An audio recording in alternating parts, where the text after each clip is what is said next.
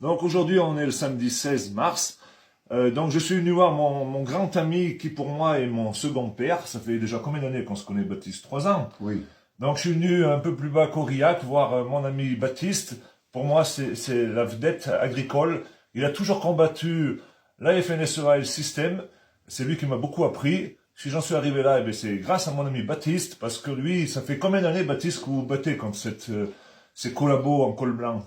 Depuis les années 75, Et qu'est-ce que vous avez fait au départ? au MODEF. Il y avait c'était le seul syndicat d'opposition du MODEF, de la Fédé. Alors j'étais au MODEF, j'étais secrétaire départemental, et puis bon, je les ai quittés en 84 parce que je trouvais que on prenait des décisions, c'était le Parti communiste après qui gérait les affaires. D'accord.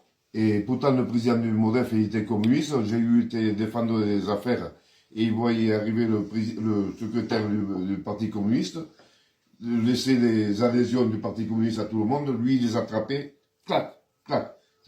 C'était un type très bien. Sauf qu'après, ils ont changé de président et c'était que des communistes. Je les ai fuis. Après la conf, ils sont venus me voir en me disant, tu pourrais venir? J'ai dit, oui, oui, pourquoi pas. J'y suis allé. C'était trop socialiste. Je ne pouvais pas résister. Et trop écolo. Donc déjà à l'époque, les syndicats, ils étaient marqués avec un parti politique comme aujourd'hui. Aujourd'hui, on voit, la FNSEA, c'est plutôt LR, Macron. La Confédération paysanne, c'est plutôt Mélenchon, extrême gauche.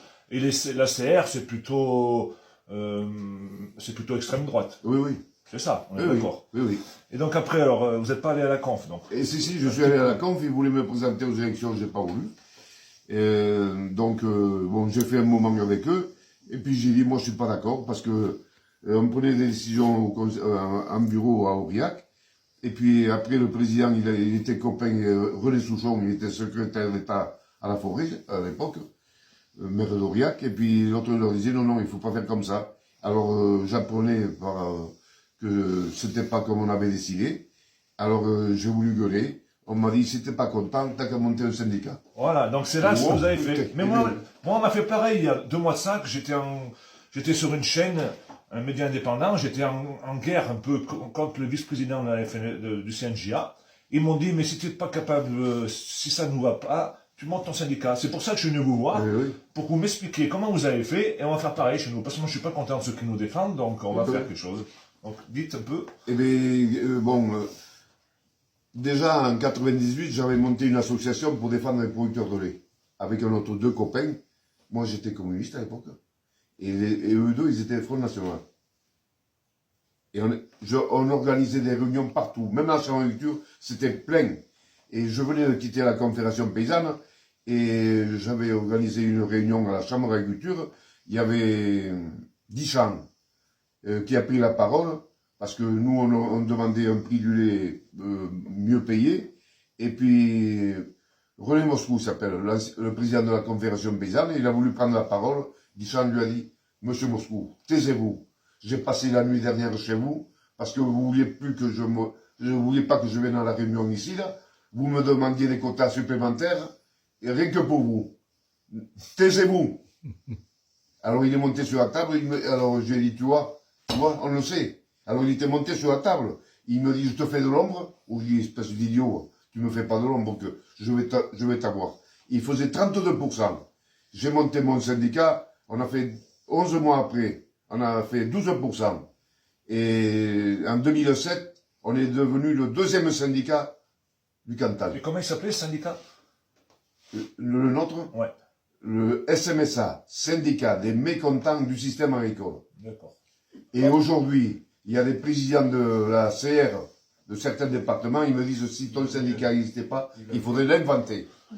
Et donc, ce syndicat que vous avez monté, il était hors des partis politiques, et hors des syndicats, et vous ne touchiez pas le financement de l'État. Vous étiez neutre. Voilà. Ça, c'est ça qu'il faut. Comme ça, vous n'étiez pas l'opposition contrôlée, vous faisiez ce qui bon vous semblait pour les paysans. Oui, et en 2016, j'étais un peu vieux, on avait mis un jeune comme président, et on s'est aperçu que tous nos comptes, il est porté à la Chambre d'agriculture pour les faire voir. Il était adhérent de chez nous et adhérent de la Fédé. Un collabo. Un collabo. Alors j'ai voulu le dénoncer. J'ai fait venir Bernard Lannes le malhonnête de la CR nationale, et il nous a dit à l'Assemblée extraordinaire, de toute façon, il n'a rien à faire dans un syndicat, ce gars-là. Et il nous dit, toute personne qui n'est pas cotisant chez vous, dans votre département, ne peut pas représenter un syndicat. Alors, il y a un salopard, il s'appelle, je ne me rappelle plus, un gros, je ne me rappelle plus, du Puy-de-Dôme. Ah oui, je vois qui c'est. Bast. Il y a encore la CR. Oui. Et il me dit, mais Baptiste, nous on va le prendre. Ils l'ont pris à la CR de Puy-de-Dôme.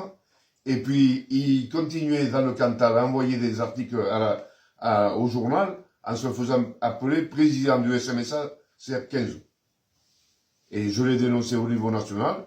Et là, ils m'ont viré parce que, bon, je ne sais pas si on peut en parler. La CR au niveau national, il touche 3 600 000 euros d'aide de l'État. Je leur ai demandé les comptes, parce que je sentais que ça allait... Nous, on nous donnait 2 000 euros tous les ans à tous les syndicats départementaux, et on nous réclamait 500 euros de cotisation au national.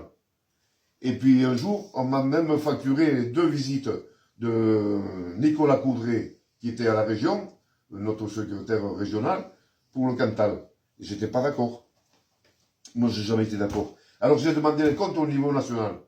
Alors, on me les a donnés. Alors, on m'a dit 1 200 000 euros pour faire tourner Hoche, c'est normal, la boutique.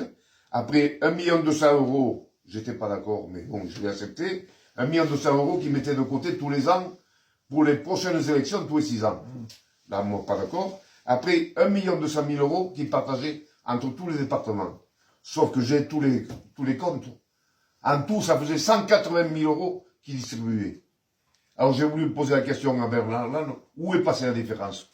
Bernard Lannes, l'ancien président de la Coalition nationale, qui est de Hoche, au Gers. Oui, alors on est allé visiter son exploitation. Alors, même pour visiter l'exploitation, il y avait Michel Vigny, co-président du SAMU social avec Philippe Grégoire. Alors, cet homme n'était plus paysan, il avait abandonné son exploitation, et il se faisait payer un salarié pour là-bas. Oui, alors qu'il n'y avait pas d'exploitation. Il n'avait pas d'exploitation. Il avait juste une boîte aux lettres pour faire croire qu'il était paysan pour se présenter aux élections. Oui. Alors, donc la CR aussi, ils sont pas mieux que les autres, on est d'accord. Non, c'est la Fédé bis. C'est les anciens de la Fédé qui n'ont pas réussi, qu'ils ont monté le syndicat. Oui, c'est les responsables de la CR, c'est ceux qui n'ont pas été à la hauteur pour la Fédé. On est bien d'accord. Alors, bon, pour continuer, alors, j'ai été exclu, mais pas par le conseil d'administration, par l'ordure de Bernard Lannes, Alain Combre, le directeur. J'ai la lettre, qu'il me démissionnait, vu que je parlais que... Ouais, mais après, ils se sont fait débarquer l'année dernière, quand l'équipe à Véronique est arrivée. Oui, mais c'est plutôt que, moi, la lettre que j'avais envoyée au national, je l'ai envoyée à tous les départements. À tous les départements. Et il y en a que 3 ou 4, l'Aveyron qui m'a répondu. J'en avais un que je connaissais bien. Il m'a répondu, et là-bas, c'est Haute-Normandie. Qu'ils étaient d'accord avec moi. Donc tout ça pour dire, c'est un vrai sac de nœuds, tous ces syndicats. C'est un vrai sac de nœuds, oui. Donc, vous pensez que, pour moi, il vaut mieux qu'on monte un syndicat indépendant dans mon département pour défendre vraiment la cause des paysans. Et oui, alors ici, là, il y avait des gars de la Fédé, parce que c'était que la Fédé avant. Ils me disaient, mais qui vote pour toi? Un CMSA, mais qu'est-ce que ça veut dire? Eh bien, j'y on verra bien. Alors, quand j'ai fait 12%, après, 6 ans après, je suis devenu le deuxième syndicat, parce qu'il faut dire que la Fédé faisait 56% à l'époque. Bon, le MODEF, tant que j'étais, il faisait 12%. La Conf n'existait pas. L'ACR n'existait pas. Après l'ACR, ils ont fait 2 mandats, enfin 2 élections, ils faisaient que 5%. Et en 2011, comme un con, j'ai dit, on a les mêmes idées. On s'associe. On s'associe pour faire qu'un. Alors, le gros là, il me dit, Baptiste, si tu deviens avec nous, on te bouffe.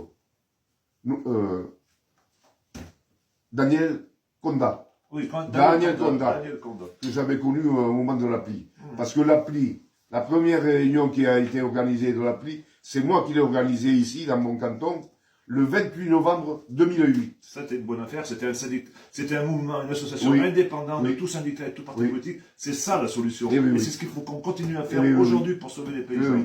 On est d'accord. C'est pour ça que je suis venu vous